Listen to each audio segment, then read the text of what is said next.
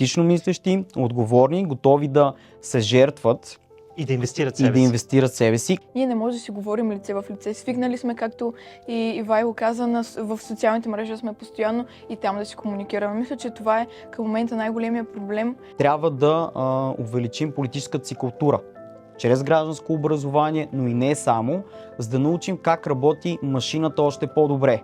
Има това е нещо, какво да което се направи. правите в активни политики. Това, точно което така. правим, и виждаме, че и други хора започват да го правят. Преди няколко години си казвах колко хора са необходими, за да постигнем промяна в България. Пишем, разписваме, стигнахме до числото около 135 хиляди. Аз мога да кажа 100%, че това не може да го направи всеки, за да си жертваш личното благо срещу замяна на общото, но много важен елемент, който трябва да го застъпим, е, че трябва да се случи в един и същи момент.